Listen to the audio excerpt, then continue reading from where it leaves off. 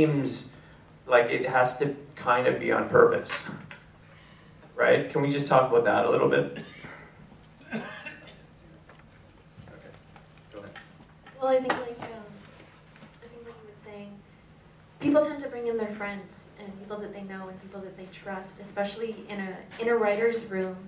There's so few of you and there is so much at stake that people kind of want to go with what's already been proven to work, with the people who have already been proven to work. And because there weren't as many diverse stories, or probably as many diverse people working in the industry a while ago, just because of the lack of opportunities, I think that there's a lack of established people that networks and writers feel comfortable bringing in, even though there is an abundance of talent and drive and ambition in our community. And hopefully, as opportunities open up and we reach out to each other and create our own work and our own shows, that's how we're going to start to get more people from our community into the business, into the writer's room.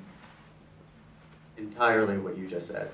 So it's really, with so many people on the top who are hiring their friends. I mean, and like you said, it's not so hard to understand what happens. I mean, when you're putting together that kind of an intimate situation where people are working so closely together, you're going to bring in your friends. The problem is that their friends are also all white, mostly men, and so that is a problem.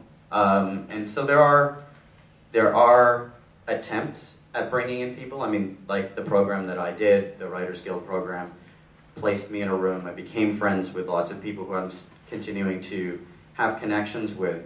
But that was one person of many who are trying. So that's only a small solution. Bringing more people, it's a big question. I mean, we talked almost entirely, the entire panel that I was at before, about this exact thing. And I was in a room full of 30 writers who were all of color. So it's definitely an issue, and it's I mean, we all want to see our stories being told on TV. You want to turn on the CBC, CTV, or whatever, and you want to see a story that represents you, that represents your whether it be your sensibilities or your actual culture. Unfortunately, it's been a difficult sell. It's been a difficult sell, and it's starting to become less of a difficult sell.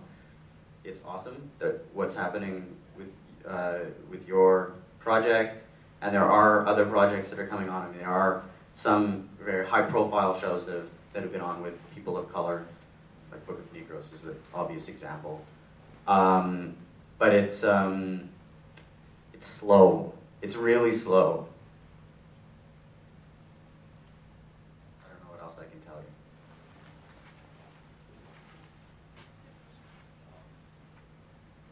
Okay, like, this is supposed to be about different generations, and I'm kind of old. But when I was a kid, it was kind of like, for Asians, they would kind of tell you, your parents, or it was common, if you're Japanese, for instance, or Chinese, you don't try to get a job in a corporate situation, because you won't, that won't work. You won't be given a chance. So that's why in my generation, Asians had their own small businesses where they were the boss, and that's kind of, I've made films like with my own small company, an alternative. Like a few times I have worked in in television series and things like that, but mostly it's been independent, and I've kind of just followed that path and just survived somehow. So it's great to hear, people are making inroads, but it's tough. It is very tough, and it's tough for everybody, not just Asians, and that's why people are in survival mode, I think, when when they're making, doing film productions, and you're really just thinking about how can you just survive and get to the next stage with whatever project you're working on, and that's the reality, and we all have to work in that. I kind of think that you know, breaking that glass ceiling where there's an elite group that have been doing all the writing and directing and have the best opportunities to change that trend is really difficult. But it's just being optimistic. I really do think that in the next 10 years or so, things there'll be an obvious change. We are starting to see more people of color on television, and you know, those shows are doing well. I also, I mean, this is just an observation. In the last little while, I've come across a number of people who have either been directors or producers, but are looking for writers. So I kind of think that I think talent still needs to be found. Yeah, and just knocking on the right doors. Let me actually throw a question to Keith that will help to color the panel. You like that? See what I did there? I mean, you've been around for a long time. Not to call you old or anything, but you've been making films like longer than I've been alive. So what have you seen, like in terms of how it used to be for Asians or people of color and how it is now? It is changing for the better. When I started the film industry in Toronto, like late 60s, early 70s, the film industry in Toronto was very small, and everyone was just trying to you know, start the industry and that kind of thing. And it was actually very open, and I, you know, I worked with a lot of people that were not, I didn't feel that they saw me as being different.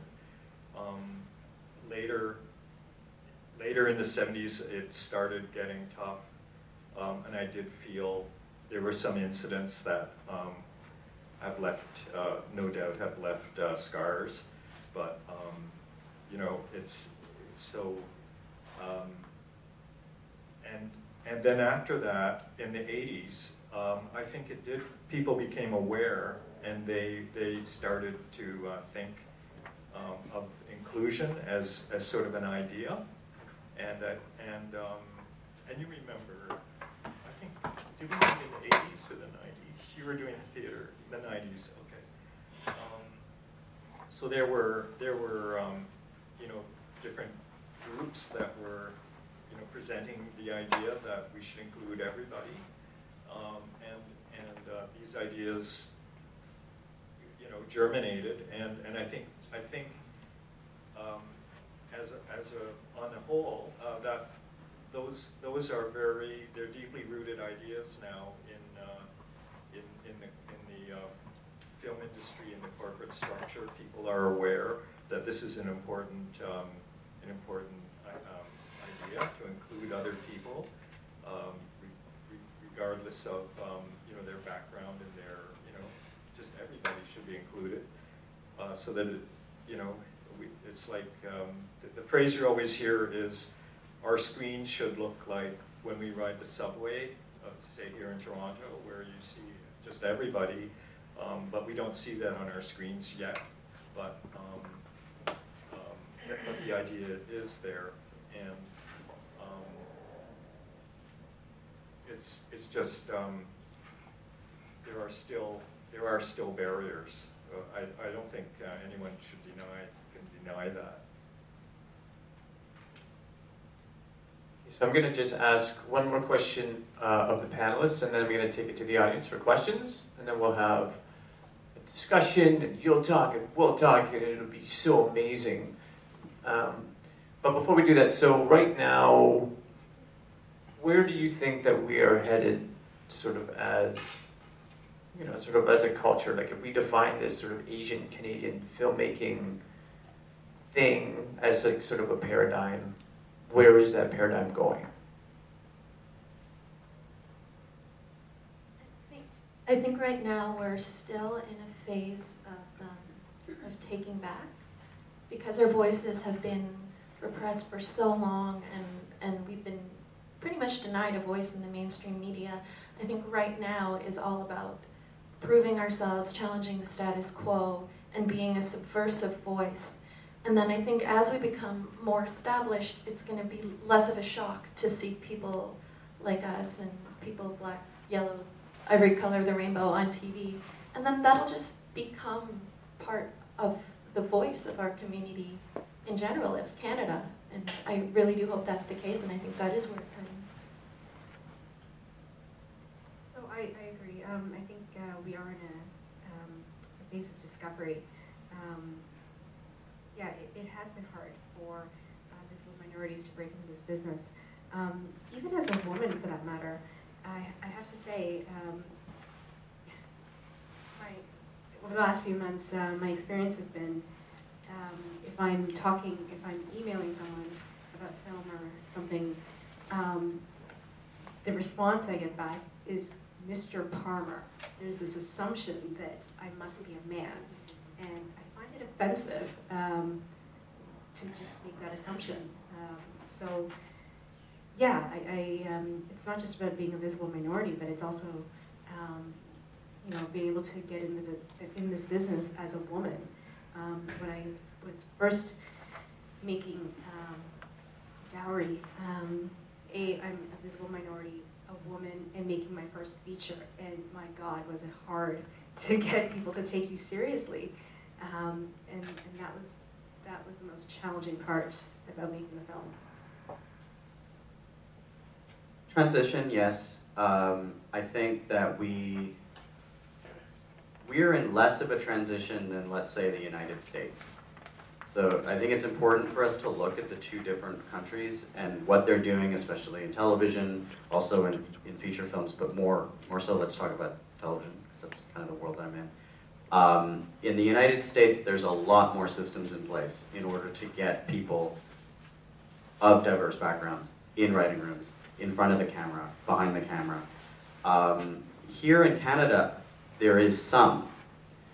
I'm not sure if I'm willing to say we're so much of in a transition as they are. We're behind them by a significant margin. And I think that we should look, I mean, it's funny because for almost everything else, I would never say, let's look to the United States as a beacon of what we should be doing. But this is the one thing. I think they're doing a fantastic job. And these are people working for corporations, and they're looking at profit-driven reasons why they want to bring people of diverse backgrounds on the screen. It's because they know there's an audience.